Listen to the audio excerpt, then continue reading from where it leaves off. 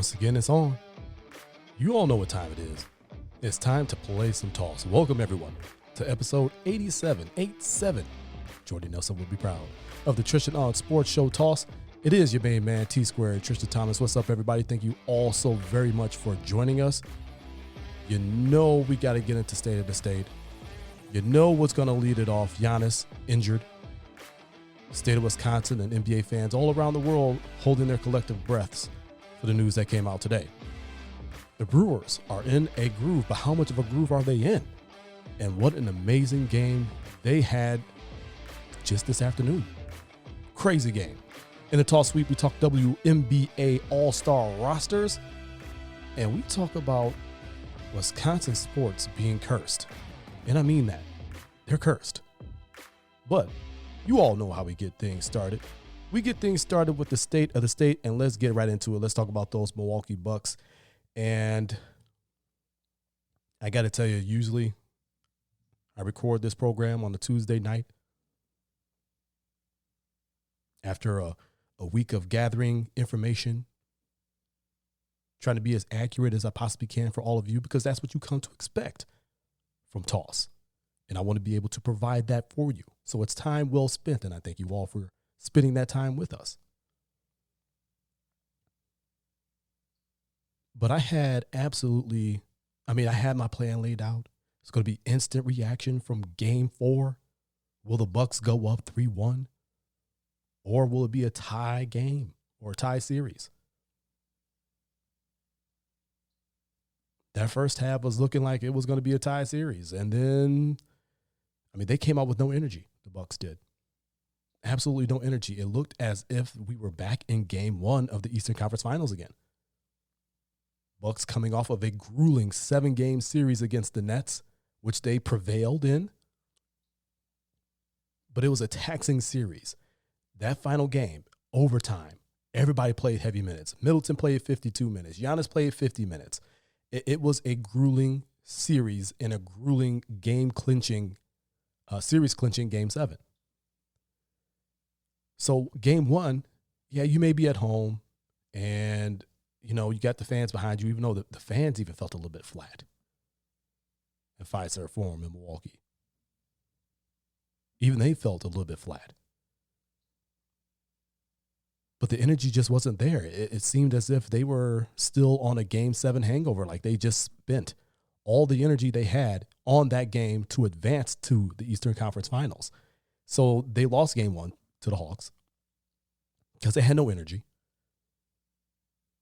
Couldn't get out of their own way. Cost themselves that game. Game 2 came out with better energy. Game 3 came out with better energy.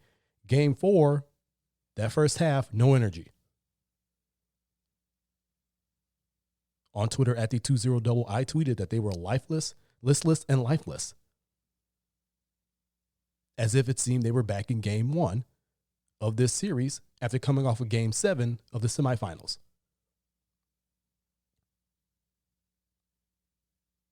I also tweeted that they would need to be a ton better in the second half to pull this one out because they were down double digits. They would need one hell of an effort to come back and pull that one out to take a commanding 3-1 lead in this series. And it seemed in the first moments of that third quarter that they'd found their energy and that Giannis had found his energy. He was a factor on the defensive end. He was a factor on the offensive end. They were coming back. They were down 10. Giannis goes up for a rebound. What he does over Clint Capella. They both come down hard. But Giannis comes down the hardest. His leg bending backwards. It literally bowed backwards. It snapped back. He's down on the court writhing in pain. He's grabbing the back of his knee. And literally my heart sank into my stomach.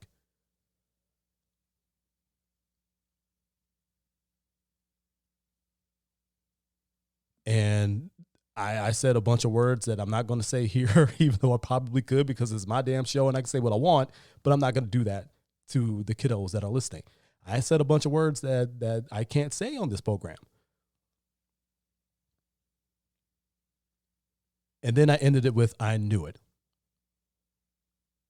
Something always happens. And I will discuss that a little bit further in the tall sweep. Because Wisconsin sports are cursed. But my heart was I would even think it was past my stomach. I think my heart was like in my feet. You know, it just, my heart just absolutely sank. Giannis is down. Clint Capella is down. Both of them end up being hurt. Game 5, you don't know that you're going to have Trae Young back. He's got a deep bone bruise in his foot. He's listed as questionable for Game 5. Clint Capella is listed as questionable for Game 5 after that fall. Giannis is already out. And you knew he was going to be out just by looking at it. Now, this is where all the Twitter doctors and the social media doctors want to come in. Some of them actual real doctors, and they have opinions. And then other people who have not studied anatomy a day in their life want to come in and chime in and think, oh, well, I know what's up right here. This has got to be an ACL.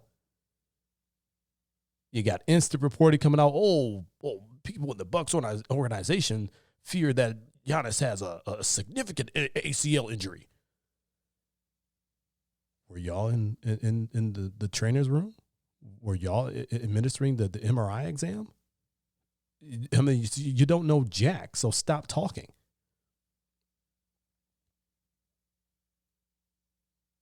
From the looks of when he fell, when he landed, and his knee bowing backwards, you knew it was going to be bad. You just didn't know how bad.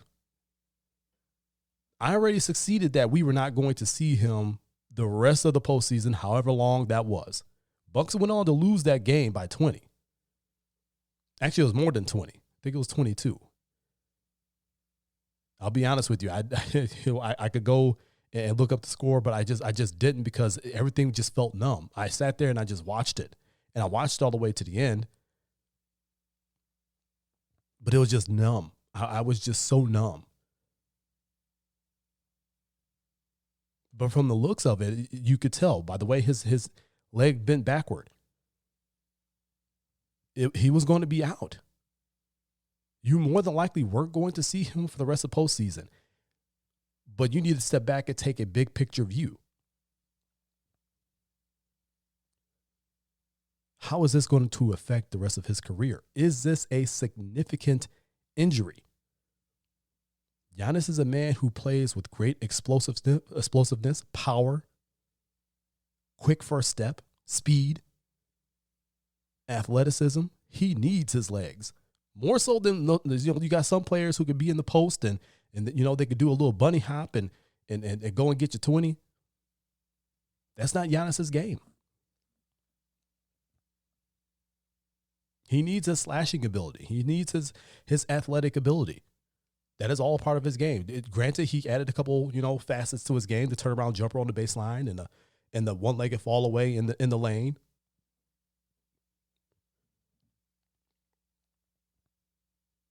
But those aren't really the shots you want him taking all day. You want him getting to that cup with great authority and great regularity.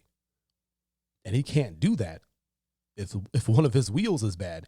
And if it's significant and one of his wheels are bad to the point where it saps that power, that speed, that athleticism, much the same way we saw it do Jabari, much the way we saw it do Derrick Rose. How will he reinvent himself? How long will it take him to reinvent himself? Would the Bucks even bother to play him next season? Just sit him an entire year, let him get healthy. Now, he's the type of guy who probably would not go for that because he wants to be out there. He wants to be with his guys. He wants to play every day if he possibly could. It's the reason why when he initially couldn't really put weight on it, he ended up being able to put weight on his leg, went to the back, came back out, was near the bench area. I know some people out there got their hopes up as if he was going to play. I'm like, no, there's no way they're going to put him out there. He's done. And when it was announced he was done, it goes back to the locker room. More testing, probably a little bit of ice, try to get some swelling down. Preparing to head back to Milwaukee 2-2. get an MRI done, and see what's what. This afternoon, it was announced that there was no structural damage to Giannis's knee. It was, in fact, a hyperextended knee. A hyperextension is really a series of small tears, not complete tears that would be absolutely devastating, but a sprain usually is small tears. We don't know the degree to which the knee was hyperextended and sprained. Mike Budenholzer in his press conference today basically said they're taking the Giannis injury as day to day, which it encourages you, but at the same time, it's like, again, we know his game: cutting, slashing, explosiveness, athleticism. If he can't get those things out of himself with a knee that's far less than 100%, I guarantee you it's far less than 70, far less than 60%. How effective can he actually be? You need to be able to jump to grab rebounds. He's a phenomenal rebounder. You don't really need to jump to pass the basketball. But Giannis is a threat because he can get to the cup and score inside with great regularity. If he has a bad wheel, he cannot do that effectively. If he has a bad wheel, he cannot rebound effectively. Yes, he's tall. Yes, he's lengthy. But you got guys on there that battle for those rebounds, bigs and smalls.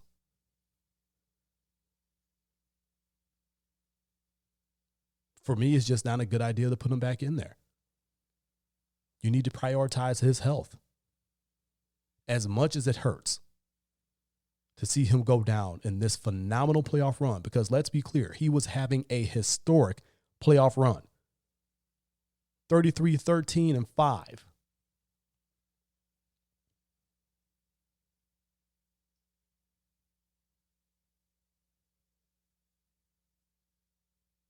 Oh, excuse me, 30-13-5, not 33. That'd be a whole different story, but still, 30-13-5. He's literally a walking 30-10 game in the playoffs. He's one of two players remaining in the playoffs that have a triple-double, the other being Devin Booker.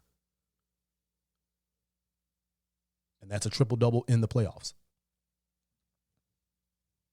He was having a phenomenal run. He was having a historic run. Historic. This was the best Bucks team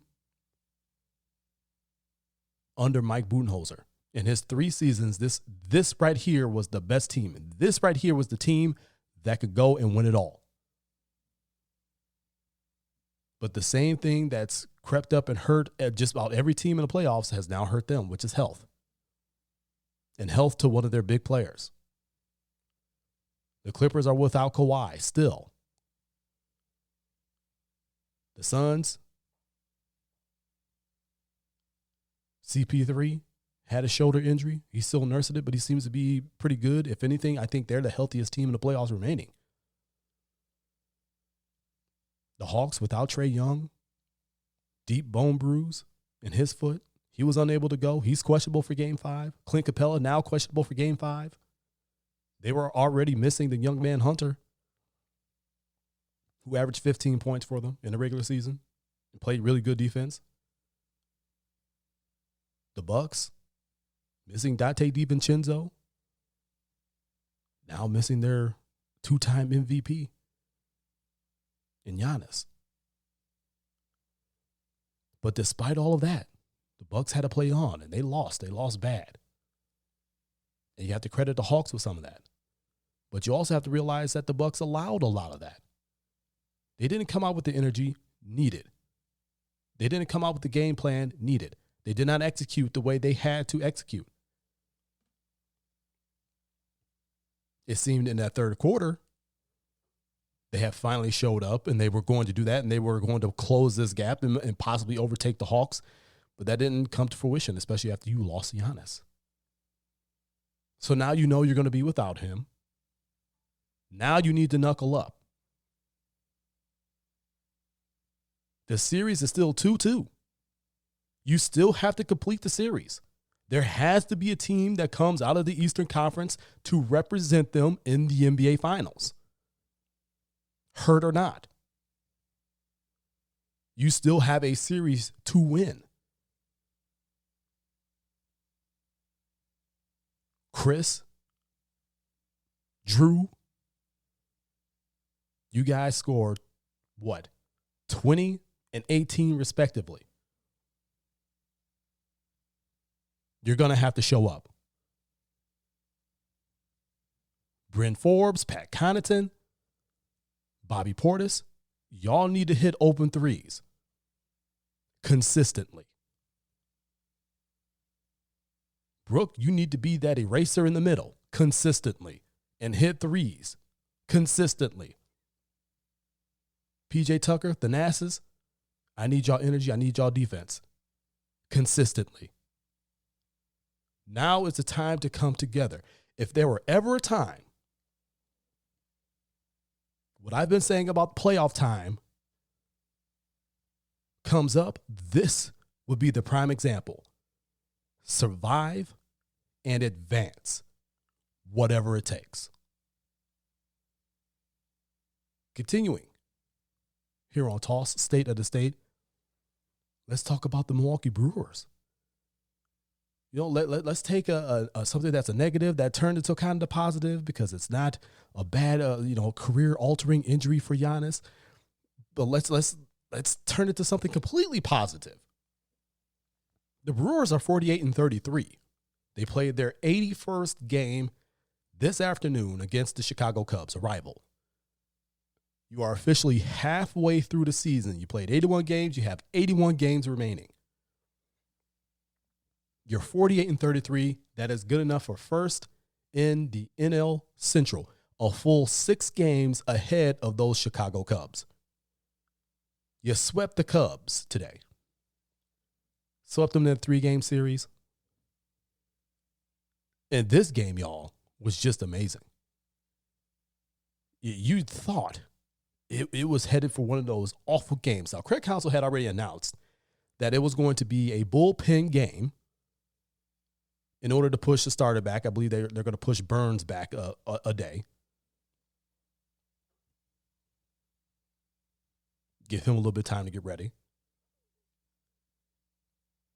They called up the rookie Ashby to begin that bullpen day, to be the initial out-getter, because Craig Counsell doesn't believe in starters. He has the initial out-getters. So Ashby was going to be the rookie. He got called up, got called to the show. He's going to be the initial out-getter of this bullpen day. Well, Ashby got lit up. He got lit up to the tune of 7 runs by the Cubs. Did not even make it out the first inning.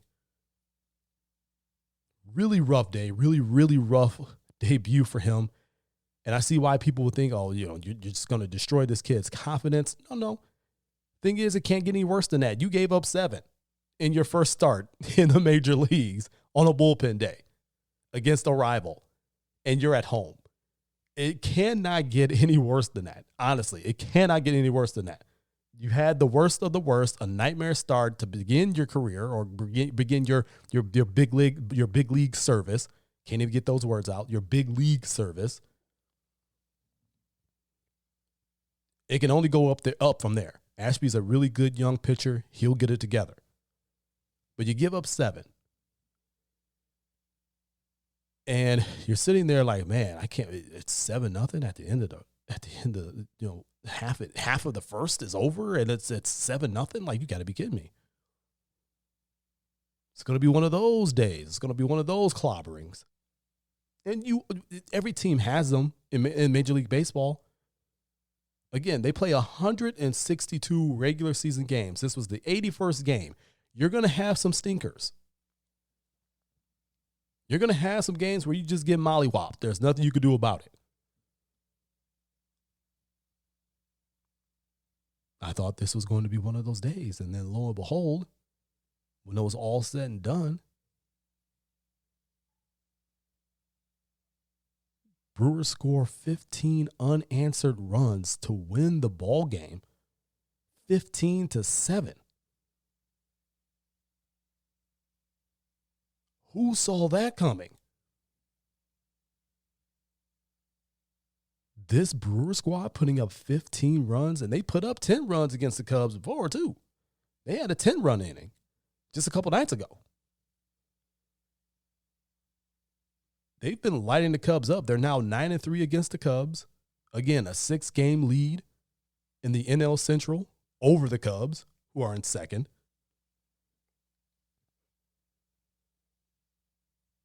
The offense was the one thing I said would hold this team back, because they've had some putrid offensive performances. Just last night, they won the game 2-1. It was a really close, tight ball game, a really good ball game. Played well defensively, good pitching. But that's really how the Brewers' offense has been. They've been scratching across a couple of runs, and the pitchers, your Woodruffs and Burns and Peraltas, have had to go 6-7 innings and be damn near perfect. Strike out double-digit men.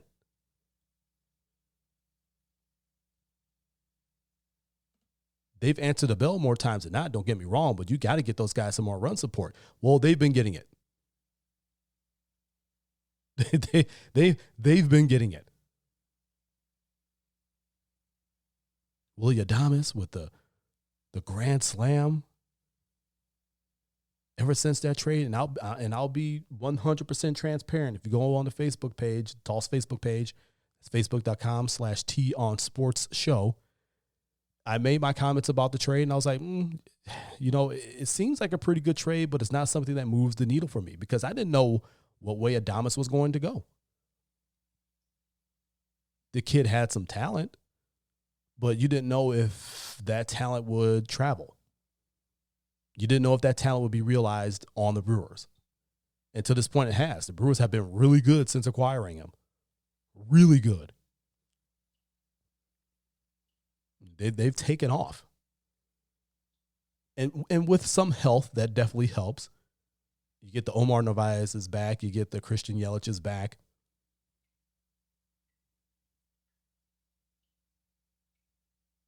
It's helped.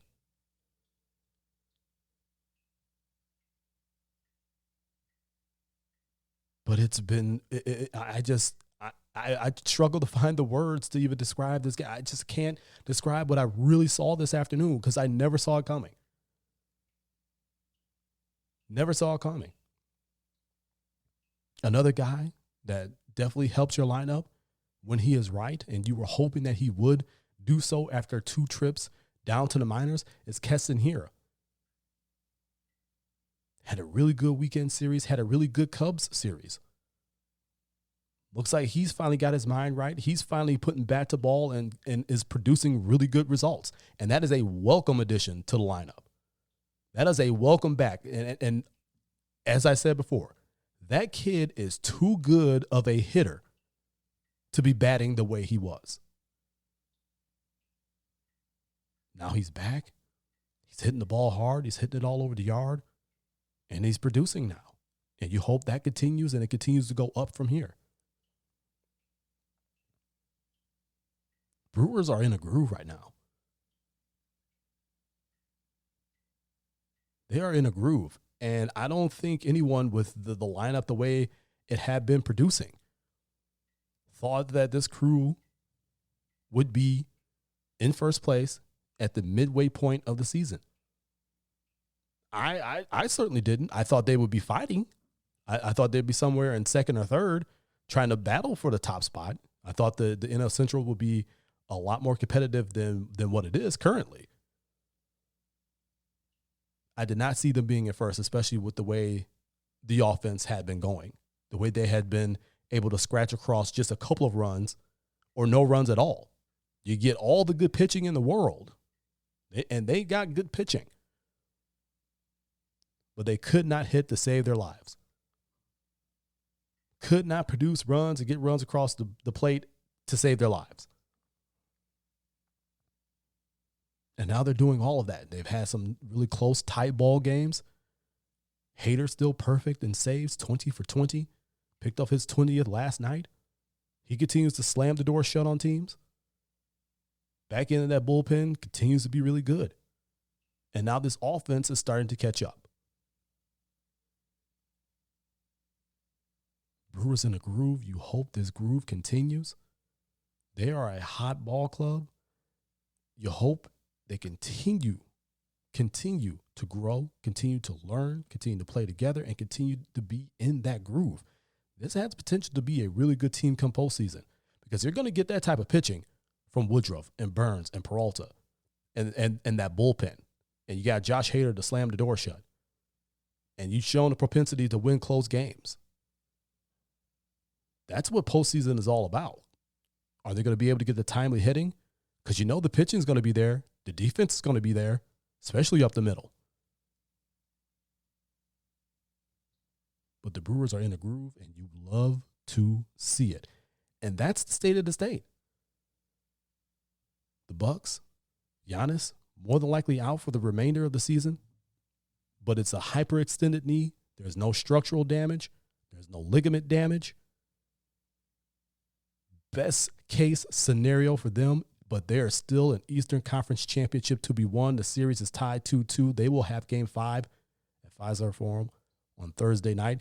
And the Brewers, 48-33 at the halfway point of the season, 81 games in, first in the NL Central, 6 games over the Cubs. You absolutely love to see it. It's time for us to run the toss sweep.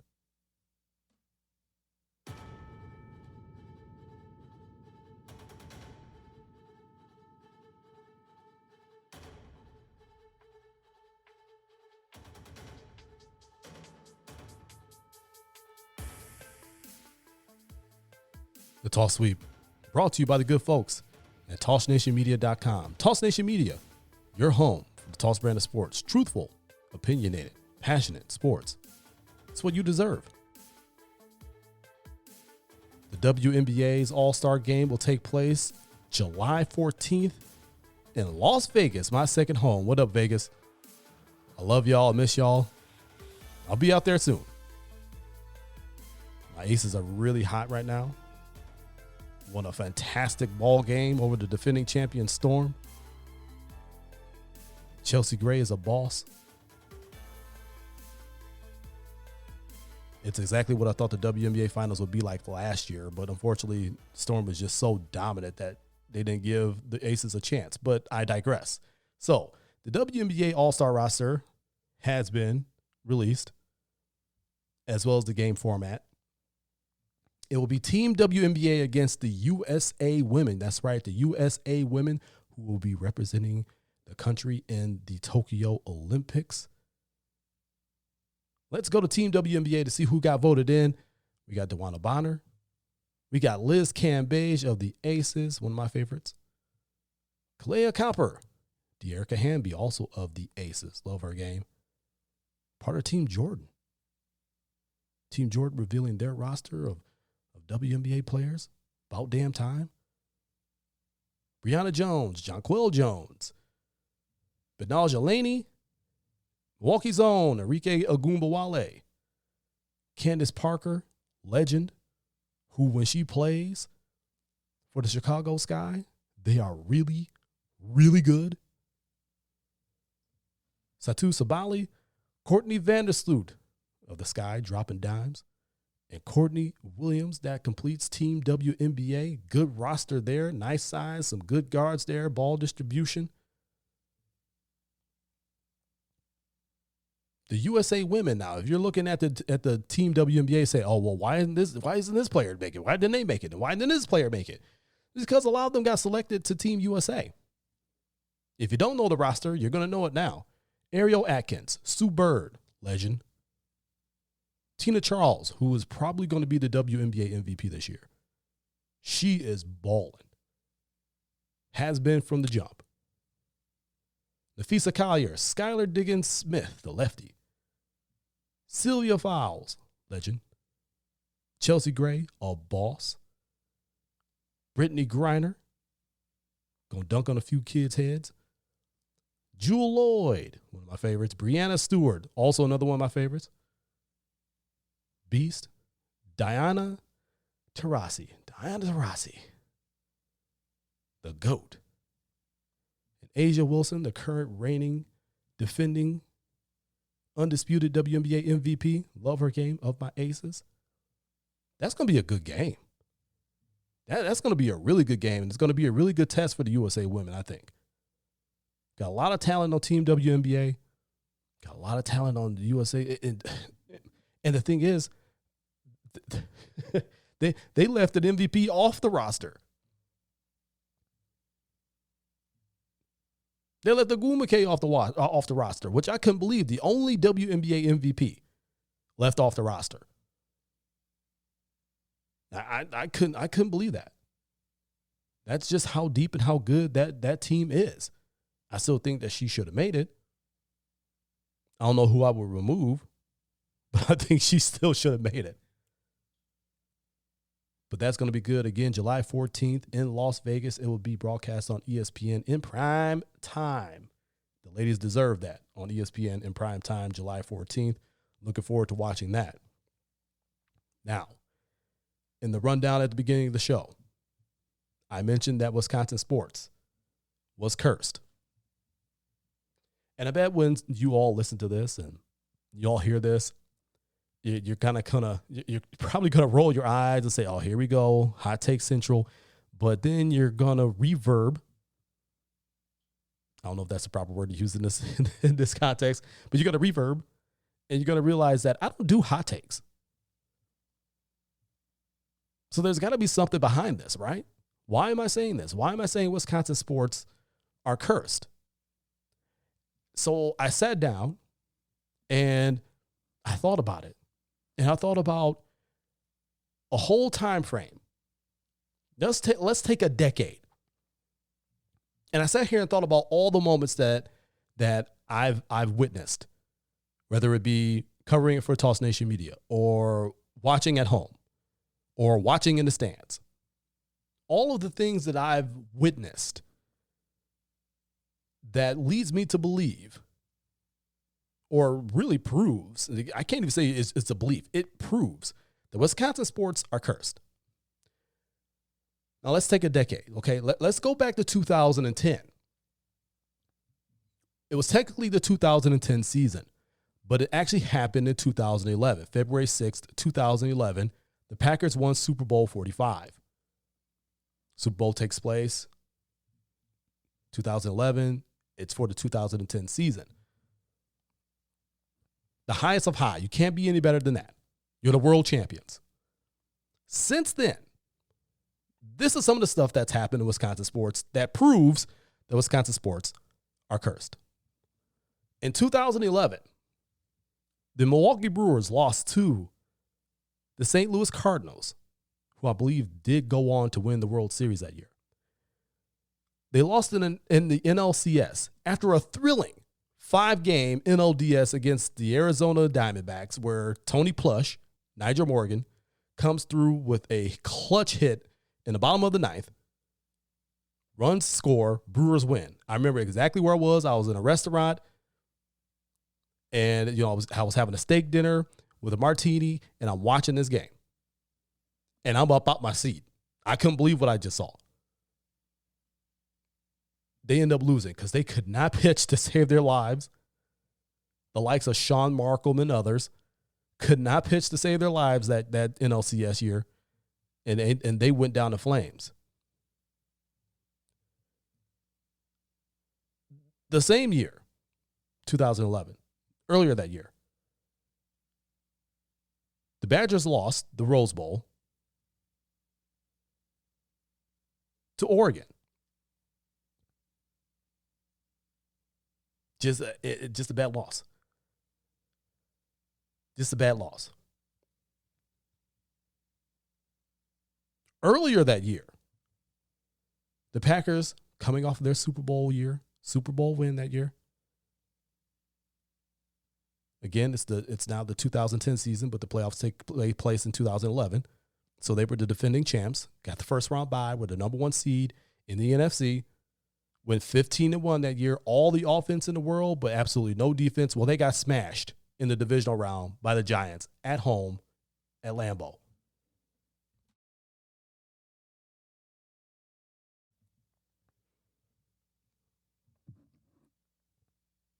That one still stings to this day. Giants went on to win the Super Bowl that year. 2012, the Badger football team lost the Rose Bowl again to Stanford. That was a tough loss. In 2013, NFL playoffs, Packers go out to San Francisco and get smashed by Colin Kaepernick. 181 rushing yards, which is a record for an NFL quarterback. That's where Kaepernicking was born.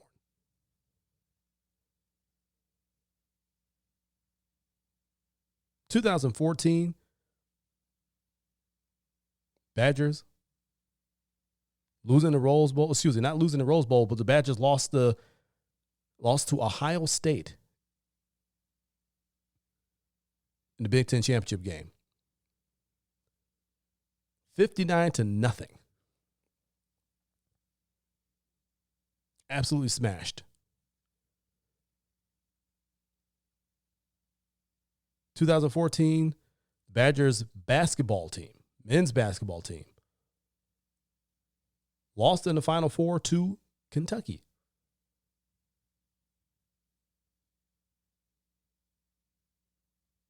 That one hurt. That was a winnable game. Also that year, it's a few months earlier, and I hate revisiting this, but the Packers losing the NFC Championship game to Seattle, that game was just an absolute, it's worse than a meltdown. It's worse than a collapse. I don't even know what to call it, but it's traumatizing. Don't like to think about that one. 2015, the Badger men's basketball team lost the national championship game to Duke, a phantom foul call. Then Tyus Jones makes the shot. He still gets booed anytime he goes to play Milwaukee. Duke wins that championship. That was the best Badgers team I'd ever seen in my life. Probably will be the best Badgers team I ever see in my life. Let's be real. That was their championship, and they got it snatched from them. 2016, the Badger football men lost the Big Ten championship game to Penn State in collapsing fashion. 2016, the Packers also lost another NFC championship game, this time to the Atlanta Falcons. They got absolutely killed in the first half, ended up outscoring the Falcons in the second half, but the problem is you got outscored the first half, so you did not win that game. 2017, the Badger football team lost the Big Ten championship to Ohio State again. 2018, the Brewers losing in 7 games to the Dodgers in the National League Championship Series. That 7th game at what was once Miller Park, which is now AmFam Field. Had to watch the Dodgers celebrate on your own field to go to the World Series. Painful. 2019, the Bucks lost the Eastern Conference Finals to Toronto 4-2. They had their opportunities, just could not take advantage of them. That one hurt. The Brewers in 2019 losing their wild card playoff game to the Nationals. Nationals ended up going to win the World Series that year. It was on an error. That was brutal. 2019, the Badger football team lost the Big Ten championship to, you guessed it, Ohio State. Again.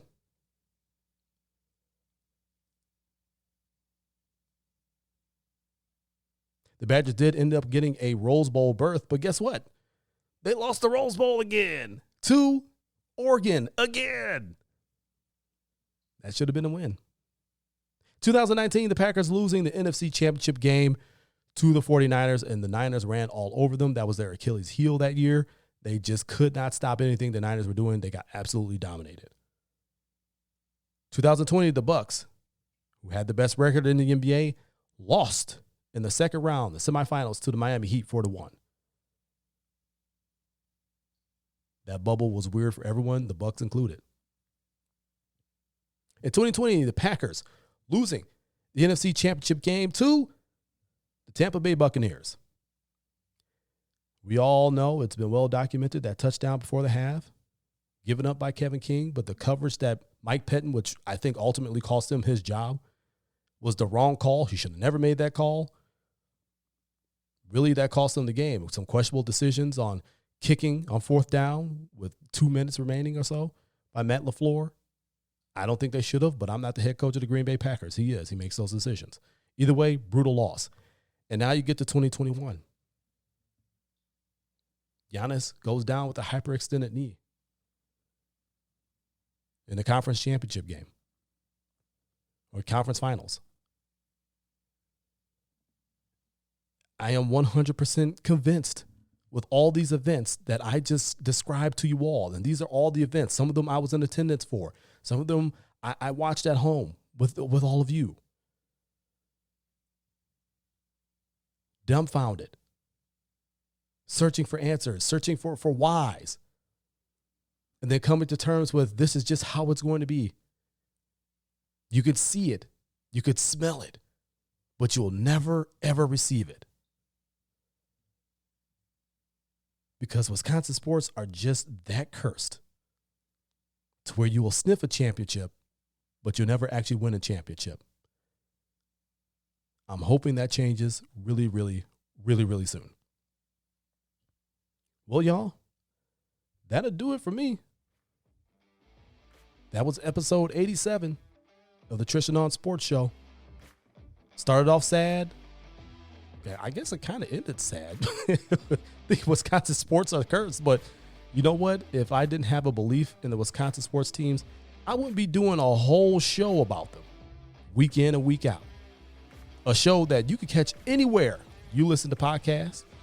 If you're listening along on Apple Podcasts, make sure you hit the plus sign to follow us so you get each and every single episode without interruption.